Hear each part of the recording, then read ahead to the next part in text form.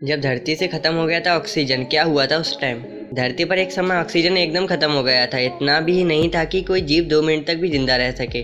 धरती पर ऑक्सीजन बनने की प्रक्रिया जितनी सोची गई थी उससे 10 करोड़ साल पुरानी है। लेकिन एक समय ऐसा था जब धरती से ऑक्सीजन गैस पूरी तरह से खत्म हो गई थी।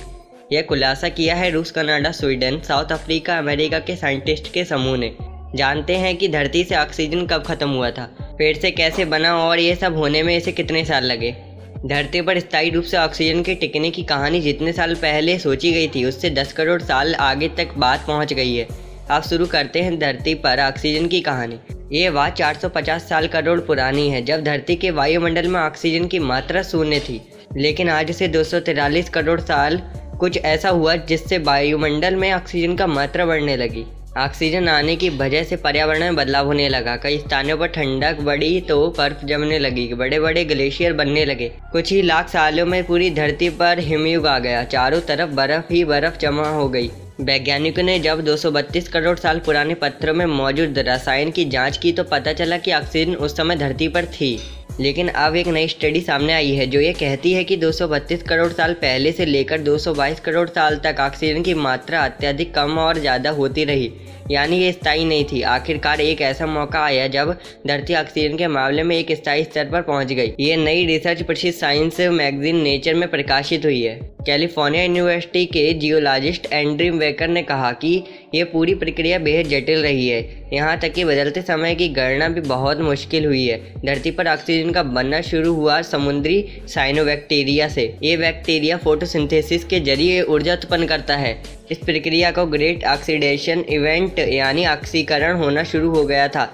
फोटोसिंथेसिस में मुख्य बाई प्रोडक्ट ऑक्सीजन होता है। इस प्रक्रिया के सबूत आज भी समुद्र के अंदर मौजूद सेडिमेंट्री रॉक्स में मिल जाएंगे। ये ऐसी चट्टानें होती हैं जो ऑर्गेनिक पदार्थों और खनिजों के परत दर परत मिश्रण से बनी होती हैं। जब किसी वायुमंडल में ऑक्सीजन नहीं होता तब उस समय के पत्थरों में सल्फर के अवयवों को मात्रा ज़्यादा मिलती है, लेकिन जब ऑक्सीजन की मात्रा बढ़ती है तो पत्थरों में सल्फर और उसके अवयवों की मात्रा कम हो जाती है। बेकर और उनके साथियों ने लंबे समय तक का अध्ययन किया। इसके बाद उन्हें पता चला कि धरती पर ऑक्सीजन की मात्रा 3 बार बहुत कम हुई है। इस वजह से 250 करोड़ साल से लेकर 220 करोड़ साल के बीच में 3 बार ग्लेशियर बने और पिघले। लेकिन चौथी और पांचवी जो ग्लेशियर बने उनमें ऑक्सीजन का स्तर तेजी से बढ़ा। यही ऑक्सीजन आज तक धरती पर मौजूद है, जिसे इंसान आज तक प्रदूषण के चलते कम कर रहा है। बेकर ने कहा कि हम शुरुआत में बहुत कंफ्यूज हुए क्योंकि 3 ग्लेशियर बनने की प्रक्रिया तो आपस में संबंधित थी, लेकिन चौथी बार के बाद की प्रक्रिया और जटिल हो गई। ये एकदम स्वतंत्र यानी अलग प्रक्रिया थी। इसके बाद वैज्ञानिकों ने दक्षिण अफ्रीका के पत्थरों की जांच करना शुरू की, क्योंकि यहाँ के पत्थर बाकी सेडिमेंट्री रॉक्स की तुलना में युवा थे। ये 220 करोड़ साल पुराने थे।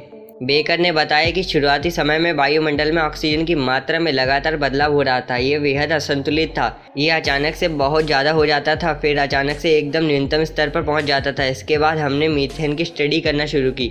मीथेन एक ऐसा ग्रीनहाउस गैस है जो अपने अंदर गर्मी और कार्बन डाइऑक्साइड को जकड़ कर रखता है। आज की तारीख में कार्बन डाइऑक्साइड की तुलना में मीथेन ग्लोबल वार्मिंग में छोटा सा किरदार निभाता है। जब ऑक्सीजन की मात्रा बढ़ने लगी तो मीथेन वायुमंडल से कम होने लगा, जबकि कार्बन डाइऑक्साइड टिका रहा। यह सैकड़ों सालों तक बनता बिगड़ता रहा।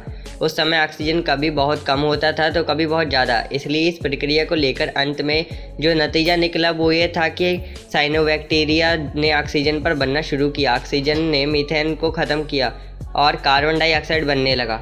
धरती पर उस समय कार्बन डाइऑक्साइड इतना नहीं था कि वो धरती के वायुमंडल को गर्म करे, इसलिए धरती धीरे धीरे ठंडी होने लगी।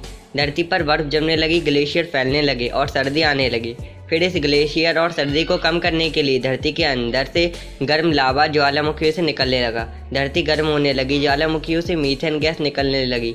इसकी वजह से धरती के वायुमंडल में जीवन के लिए उपयुक्त गैसें बनने लगी। फिर बारिश होना शुरू हुई। बारिश की बूंदों के साथ कार्बन डाइऑक्साइड का रिएक्शन होना शुरू हुआ। इससे कार्बनिक एसिड बनने लगा। इससे पत्थर पिघलने लगे। इनसे पीएच न्यूट्रल रेन वाटर बनने लगा। तेजी से पिघलते पत्थरों की वजह से धरती पर न्यूट्रिएंट यानी पोषक तत्व मिलने लगे। समुद्र में फास्फोरस की मात्रा बढ़ने लगी। 200 करोड़ साल पहले इन्हीं पोषक तत्वों और ऑक्सीजन की वजह से समुद्री जीव जैसे साइनोबैक्टीरिया तेजी से उत्पादन करने लगे थे।